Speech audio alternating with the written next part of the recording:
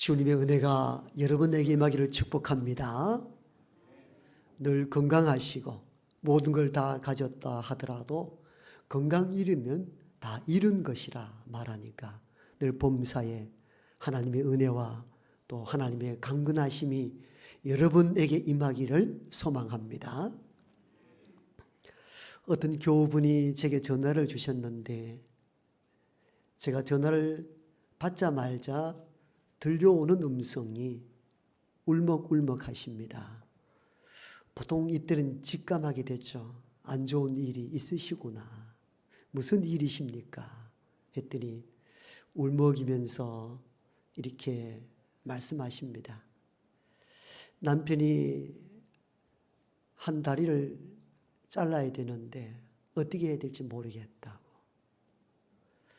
암에 걸린 것에 비한다면 그게 그리 큰 일이냐, 이렇게 대수롭게 생각할 수 없는 이유가 남편의 한쪽 발을 잃게 되면은 덜 보호자가 되어야 합니다. 그런데 생계를 꾸려가야 될 또 가장의 역할도 감당해야 하니까 이 두 가지를 어떻게 해야 되는가에 대한 아픔이 서려 있는 울음이었습니다.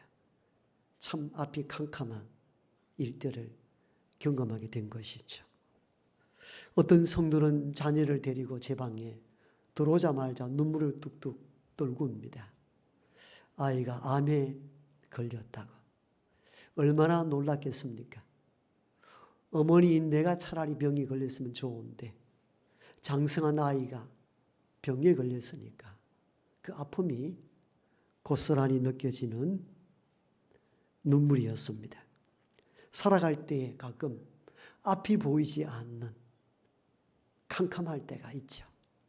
오늘 요한복음 11장에도 마르다 마리아 두 자매 놓여 있는 캄캄한 인생에 대한 이야기를 다루고 있습니다. 성경을 보게 되면은 두 자매와 그의 오라버니, 오빠, 나사로 이 세 사람만이 등장하는데 아마 부모님이 계시지 않은 것으로 추측이 됩니다. 부모님이 계셨다면은 나사로가 죽어가는 위기에 있을 때 부모님이 나설 법한데 부모님이 나서지 않고 두 자매가 나선 것을 보면은 아마 부모가 계시지 않았고 부모의 역할을 오라버니 나사로가 했던 것으로 추측이 가능합니다. 부모같이 의지하며 살아온 이 두 자매에게 캄캄한 일들이 벌어지게 된 것입니다. 죽게 된 상황에 이르게 된 것이죠. 우리가 살아가면서 이런저런 일들로 앞이 캄캄할 때가 참 많습니다. 다 터놓고 이야기를 못했을 뿐이죠. 다 우린 인생의 밤 같은 삶을 살아갈 때가 종종 있습니다. 여러분 이렇게 캄캄한 인생을 걸어갈 때 어떻게 하셨습니까? 오늘 우리는 이 두 자매가 어떻게 했는지를 통해서 캄캄한 인생길을 걸어갈 때에 좀 답을 얻었으면 좋겠습니다. 이 두 자매는 지체 없이 사람을 보내어 예수님께 간구합니다. 그 내용이 오늘 우리가 읽었던 3절입니다. 사람을 보내어 이르기를 주께 이렇게 요청합니다.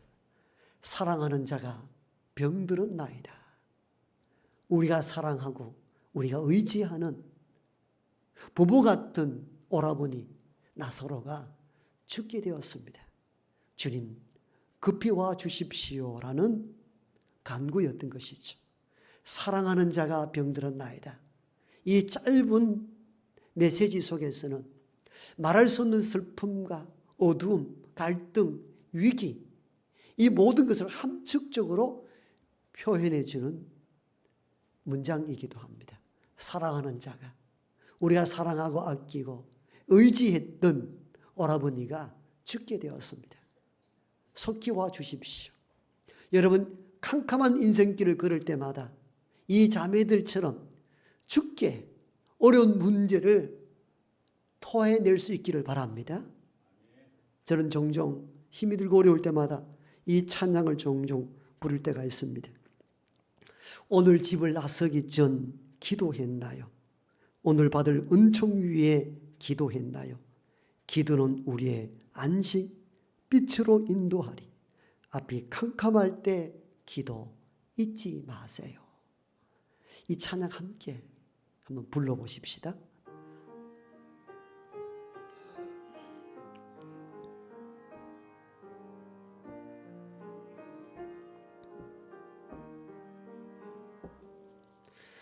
오늘 집을나서 기전 기도했나요?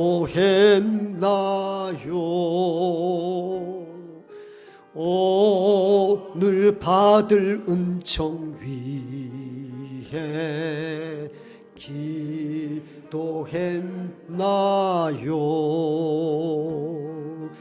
기도는 우리의 안식 빛으로 인도하리.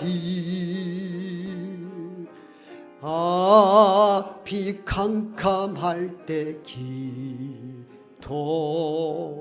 잊지 마세요.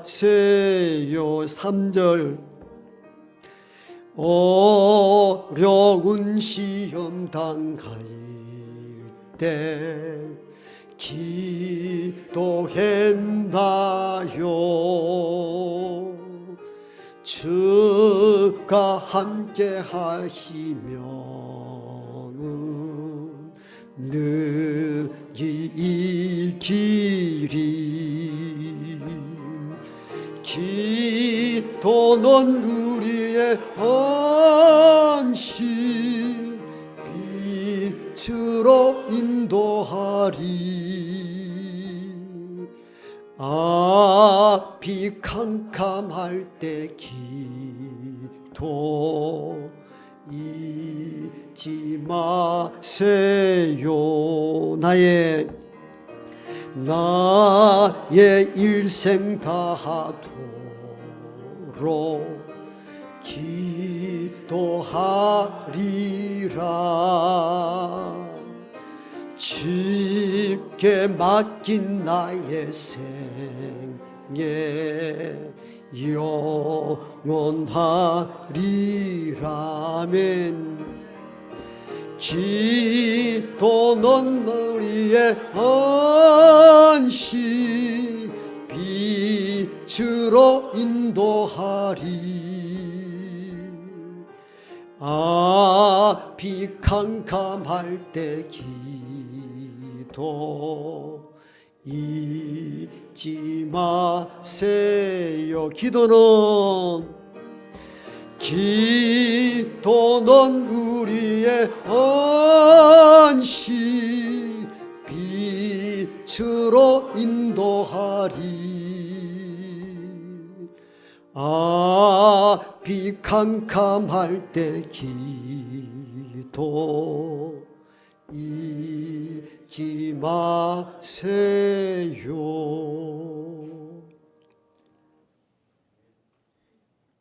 앞이 캄캄할 때 낙심하기 대신에 기도할 수 있는 여러분 되기를 원합니다. 아무것도 염려하지 말고 너희 구할 것을 아버지 하나님께 구하라. 그리하면 모든 지각에 뛰어난 그리스도 예수께서 너희 마음과 생각을 지키시리라 하셨습니다. 예. 그런데 이렇게 답답하고 앞이 캄캄할 때 기도하면은 아침 해처럼 찬란한 인생길이 열리면 좋은데 오늘 성경 읽어보면 좀 답답한 면이 발생하고 맙니다. 이 급한 전가를 받았던 주께서 급히 달려갈 줄 알았는데 이틀이나 더 유하게 됩니다. 즉각 응답지 않고 달려가지 않았다는 것을 6절은 말해줍니다. 나사로가 병들었다 함을 들으시고 그 계시던 곳에 이틀을 더 유하시고, 참 깜짝 놀랄 만한 일들이죠. 복음서를 읽어보면 주님은 그들이 믿음을 보시고 즉각적으로 너 믿으면 너를 구원했다면서 치료하고 역사를 일으키셨잖아요. 그런데 이 급한 증거를 받으신 주께서 이틀을 더 지체하십니다. 우리가 살아갈 때 그럴 때 있죠. 다 너무 답답하고 앞이 캄캄해가지고 어찌할 바를 알지 못하여 간절히 눈물로 호소하고 간구했는데 어떤 응답도 오지 아니할 때, 주께서 오래 침묵으로 일관하실 때 가끔 우리는 실망하기도 하고 기도를 멈추기도 합니다. 답답한 일들이 오늘 이 가정에도 일어나게 되고 결국은 주님이 이틀을 더 유하는 동안에 그들이 그렇게 살기를 작정하며 죽기에 요청했던 그 오라버니 나사로가 죽고 장례까지 다 치르게 됩니다. 상상할 수 없었던 일들이 일어나고 만 겁니다.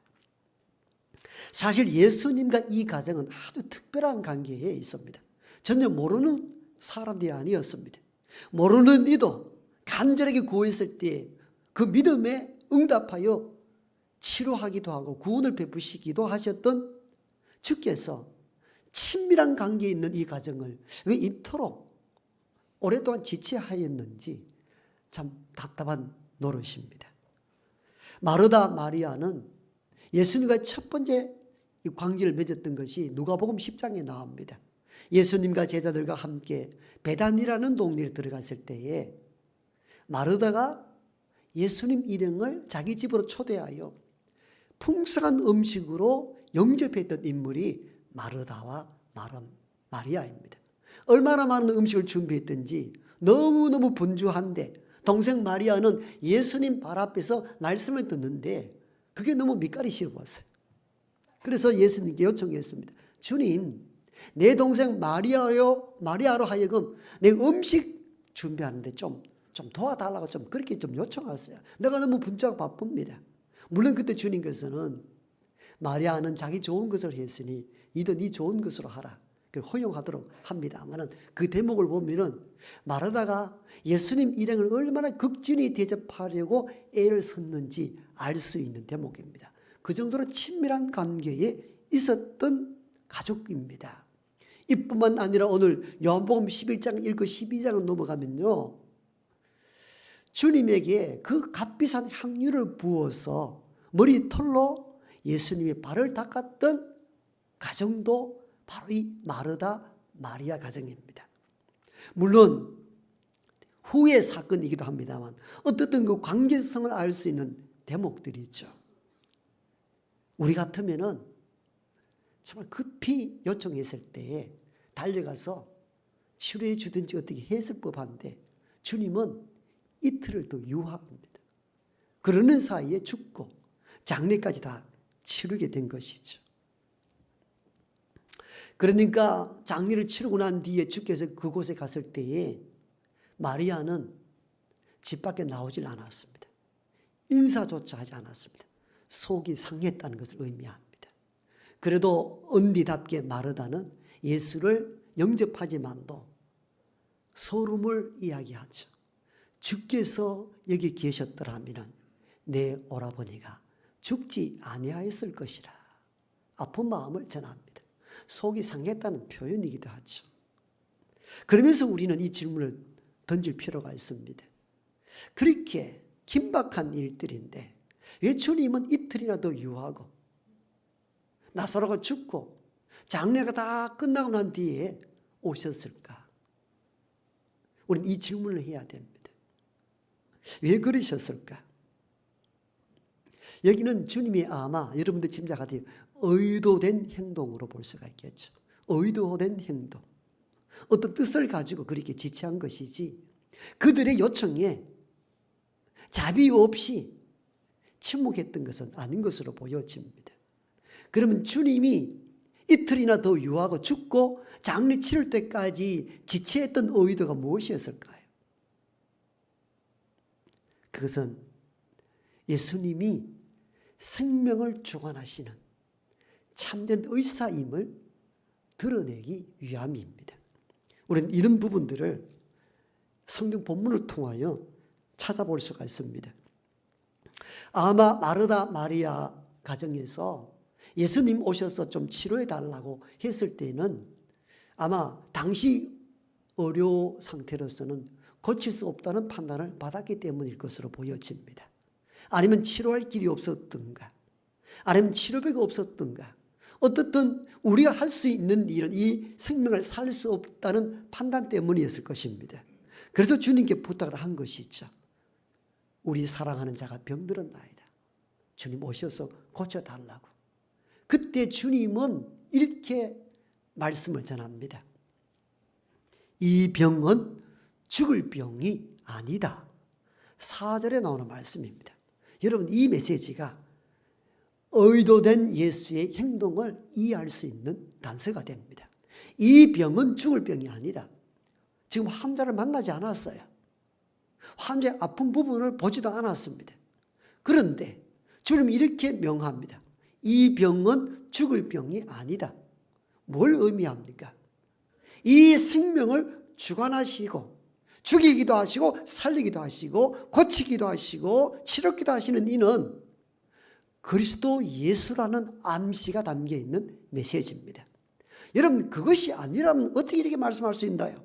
환자를 만난 것도 아니고 함부로 들여다본 것도 아닌데 이 병이 죽을 병이 아니라고 선언할 수 있는 것이 무엇 때문입니까?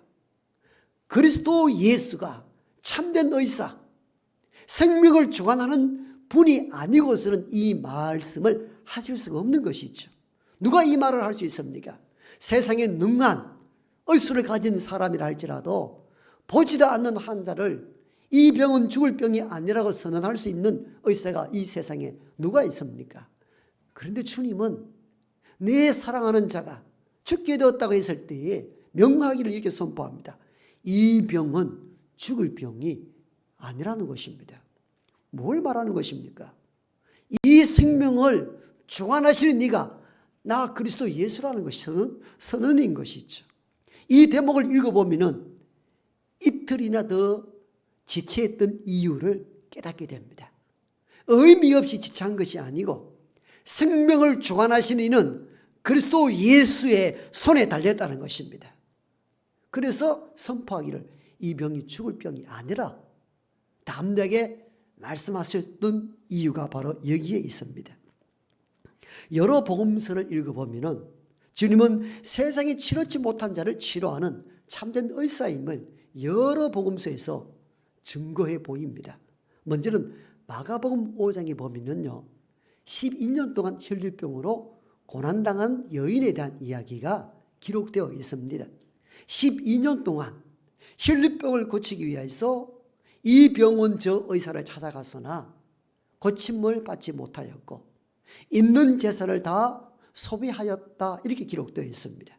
즉 이 세상 고칠 수 없어서 이런 거짓골이 되어 죽음만 기다리는 이 여인에게 예수가 이 동네에 온다는 소식을 접하게 되고, 그 여인은 유출병 환자라 정결 예식이 어긋나기 때문에 건강한 일반 시민과 함께 할 수 없습니다. 결국은 떳떳하게 주 앞에 설 수 없었던 이 여인은 몰래 예수님의 뒤로 가서 예수의 옷깃만 잡아도 내 병이 나으리라, 이 믿음으로 예수의 옷깃을 잡았는데 혈류 근원이 다 마르고 고침을 받게 되었습니다. 우리는 이 12년 동안 혈류병 앓는 이 여인을 바라보면서 우리가 옷깃만 붙잡아도 병이 나으리라는 이 믿음을 가지자. 믿음을 참 많이 강조합니다. 좋은 시도이죠. 저와 여러분들도 이런 믿음 가질 수 있기를 축복합니다. 그런데 성령이 진짜 말씀하고자 하는 이 12년 혈류병자의 고침의 사건을, 믿음에 대한 이야기를 꼭 하고자 했던 것이 아니라 사실은 그리스도 예수가 누구냐는 것입니다. 그분이 어떤 존재냐는 것입니다. 즉 이 세상에 치료치 못한 자를 치료하는 참 의사이시며 생명을 주관하시는 참된 생명의 구주라는 것입니다. 이게 마가복음 5장 혈류병 환자를 치료했던 주의 기록에서 나타낸 목적이기도 합니다. 물론 사람의 관점에서는 여인의 믿음이 강조되어야 될 필요가 있지만도 이 혈류병자를 치료하는 이 모습을 통하여 그리스도 예수는 오늘 나에게 어떤 존재인가에 대한 질문에 대한 답을 주시는 메시지입니다. 즉 세상에 치료할 수 없는 자를 치료하고 죽어간 자를 다시 살릴 수 있는 유일한 구원주가 그리스도 예수시라는 것입니다. 이것을 너희가 믿느냐? 바로 이 질문에 답하는 내용으로 볼 수가 있는 것이죠. 이뿐만 아니라 마태복음 8장에서는 산에서 내려오시고 즉 산상수훈 설교를 하셨죠. 5장, 6장, 7장은 산 위에 올라서 하늘의 보석 같은 말씀을 선포하시고 8장 1절에서 산에서 내려오시는데 첫 번째 만난 사람이 나병 환자입니다. 당시의 나병은 하나님이 징계하여서 내린 천형으로 벌을 받아 징계받은 인물로 이해했습니다. 그러다 보니까 가족과 이웃과 친구들로부터 분리되어 있고 자기들만의 공동체 속에서 죽음만을 기다리고 있는 절망적인 사람들입니다. 그가 산 아래 내려오는 주를 향하여 외칩니다. 주여 나를 깨끗게 하소서. 주께서 손을 내밀어 그를 만지시며 내가 원하노니 깨끗할지어다 하실 때 나병 환자가 깨끗함을 받았다라고 마태복음 8장에 기록되어 있습니다. 이 부분도 우리는 여기서 그리스도 예수가 누구신가에 대한 정체성을 드러내는 본문의 내용이기도 합니다. 이 세상에 치료할 수 없는 나병 환자도 치료가 가능하고 죽음 기다릴 수밖에 없는 절망적인 사람을 생명으로 소망 가운데 거하게 하시는 참된 구원주라는 이 정체성을 이 본문을 통하여 드러내 보이시기도 하십니다. 그렇습니다. 그리스도 예수가 누구냐? 이 세상에 치료할 수 없는 병든 자를 치료케 하시는 참된 의사이시며 죽음 가운데 놓여 있는 자를 살리시는 생명의 주이심을 믿는 저와 여러분 되기를 소망합니다. 출애굽기에도 보면은 여호와 라파라고 여호와는 치료하시는 하나님이시라 고백합니다. 그 아들 예수 그리스도도 세상에 치료할 수 없는 자를 치료하고 죽은 자까지 살리시는 참된 의사요 구원의 생명주이심을 믿는 우리 모두가 되기를 소망합니다. 그런데 우리는 하나 더 질문해야 되겠죠. 그리스도 예수가 참된 의사면 무엇합니까? 거기 오질 않았잖아요. 더디 오므로 말미암아 나사로는 죽고 장례까지 다 치루었잖아요. 아무리 좋은 의술을 가진 의사라 할지라도 환자 요청에 응하지 아니하고 환자 곁에서 치료하지 않는다면 그 의사가 무슨 의미가 있습니까? 그래서 마르다 마리아는 장례를 치르고 슬픔 가운데 찾아왔을 때에 예수님을 기쁘게 맞아들일 수 없었습니다. 인사도 하지 않았잖아. 마리아는 집 밖에 나오질 않았어요. 마르다는 인사는 했지만도 주께서 여기 계셨더라면 내 오라버니가 죽지 아니하였을 것이라면서 원망과 불평 섞인 말들을 하잖아요. 왜요? 우리는 참된 의사로 여겼던 그 주께서 우리가 요청했을 때 즉시 오지 않았다는 것입니다. 지금 그런 상황이잖아요. 여러분, 그런데 오늘 본문은 놀라운 사실을 우리에게 깨닫게 해주십니다. 환자 가까이에서 환자를 진료하고 치료해 주는 의사는 분명 좋은 의사이면 틀림없습니다. 그런데 죽은 자를 살릴 수 있는 의사가 있다면 더 좋은 의사가 아닙니까? 그렇지요. 오늘 본문은 이걸 지금 이야기합니다. 이 세상에 좋은 의사는 육체의 질병은 치료하지만도 참된 의사 예수 그리스도는 영과 육을 다 치료하시는 전인적인 의사인 줄로 믿습니다. 이 세상에 능한 의사는 육체의 질병은 치료할 수 있으나 죽은 사람은 살려낼 수 없다면 그리스도 예수는 죽은 자까지 살려내는 생명의 구원주이신 것입니다. 바로 그리스도 예수가 누구인가? 이 의도를 드러내기 위하여 급히 오시라 할 때에도 가지 아니하시고 이틀을 더 요하시고 나사로가 죽고 장례 치르고 간 뒤에 간 의도가 바로 이 지점에 있습니다. 여러분들 보기에 그리스도 예수가 누구냐는 것입니다.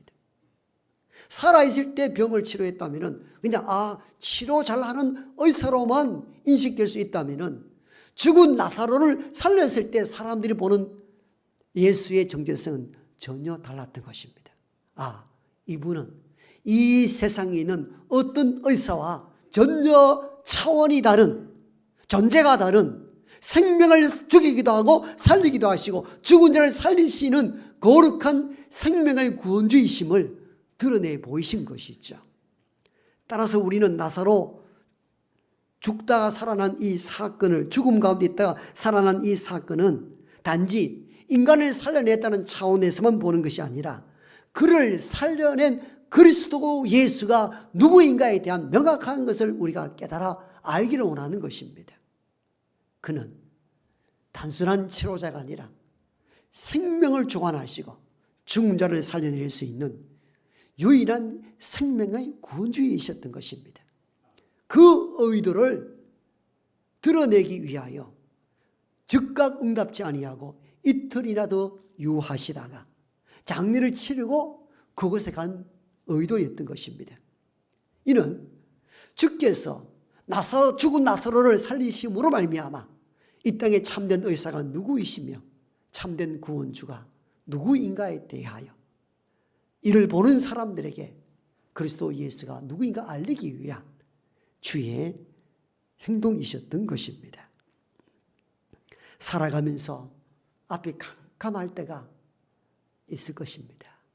그때 마르다 마리아처럼 내 사랑하는 자가 병들었나이다. 주여 오셔서 치료하여 주옵소서라고 간청할 수 있기를 원합니다. 때로는 그 간청에 즉각적 응답이 없다 할지라도 낙심치 마십시오.